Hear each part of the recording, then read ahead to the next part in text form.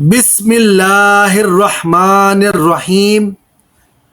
السلام علیکم ورحمۃ اللہ وبرکاتہ۔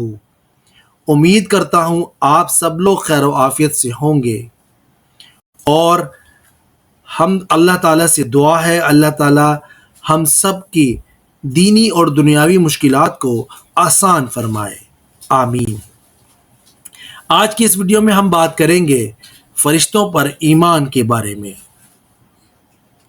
اور جب اس سبق کی تکمیل ہو جائے گی تو آپ لوگ اس قابل ہو جائیں گے کہ اللہ تعالیٰ کی نوری مخلوق فرشتوں کے بارے میں آپ جان کر اپنا ایمان پختہ کر سکیں گے۔ 4 بڑے فرشتوں کے نام کے بارے میں بھی آج کی ویڈیو میں ہم بات کریں گے، تو تفصیل سے اس بارے میں اس ویڈیو میں ہم بات کریں گے۔ چلیے تو ویڈیو کو سٹارٹ کرتے ہیں۔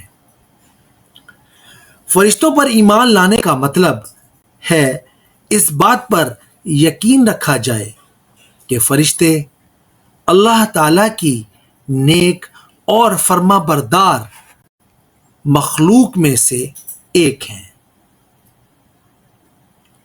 اللہ تعالیٰ نے انہیں نور سے بنایا ہے، وہ اللہ تعالیٰ کے احکام مانتے ہیں اور ہر وقت اللہ تعالیٰ کی عبادت میں مصروف رہتے ہیں۔ اللہ تعالیٰ نے قرآن مجید میں ارشاد فرمایا ہے، وَالْمَلَائِكَةُ يُسَبِّحُونَ بِحَمْدِ رَبِّهِمْ۔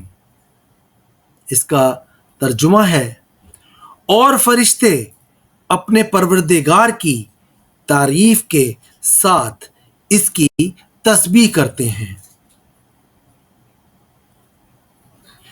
اور آپ کو ایک بات بتاتا چلوں کہ حضرت جبرائیل علیہ السلام تمام فرشتوں کے سردار ہیں۔ چلیے تو اب بات کرتے ہیں وہ 4 مشہور فرشتے کون سے ہیں اور ان کا کیا کام ہے۔ نمبر 1، حضرت جبرائیل علیہ السلام۔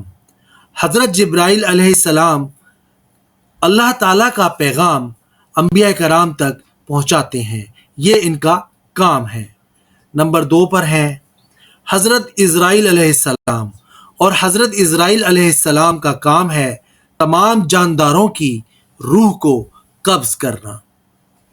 اور نمبر 3 پہ ہیں حضرت میکائیل علیہ السلام۔ حضرت میکائیل علیہ السلام کا کام ہے تمام جانداروں کے لیے رزق اور بارش کا انتظام کرنا۔ اور آخر میں ہے حضرت اسرافیل علیہ السلام۔ حضرت اسرافیل علیہ السلام کا کام ہے قیامت سے پہلے سور کو پھونکنا۔ امید کرتا ہوں آپ کو یہ 4 مشہور فرشتوں کے نام اور ان کے کام یاد ہو گئے ہوں گے۔ فرشتوں کو اللہ تعالیٰ نے بہت سی ذمہ داریاں دی ہیں، مثلاً ہوائیں چلانا، بارش برسانا، اور دن اور رات کو باری باری لانا وغیرہ وغیرہ۔ اور یہ تمام فرشتے اللہ تعالیٰ کے حکم سے کائنات کے سب کام کرتے ہیں۔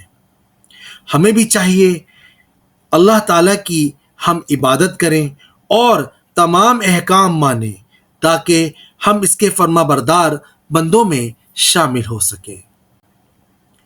تو یہ تھی آج کی میری ویڈیو، امید کرتا ہوں آپ کو پسند آئی ہوگی۔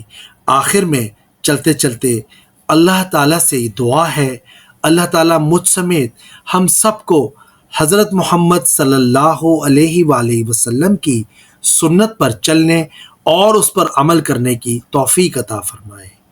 اور اللہ تعالیٰ سے دعا ہے اللہ تعالیٰ ہم سب کے کبیرہ اور صغیرہ گناہ معاف فرمائے، اور ہم سب کو دنیا اور آخرت کی ہر نعمت سے نوازے۔ اور اللہ تعالیٰ سے دعا ہے اللہ تعالیٰ ہم سب کو اپنے حفظ و امان میں رکھے، آمین ثم آمین یا رب العالمین۔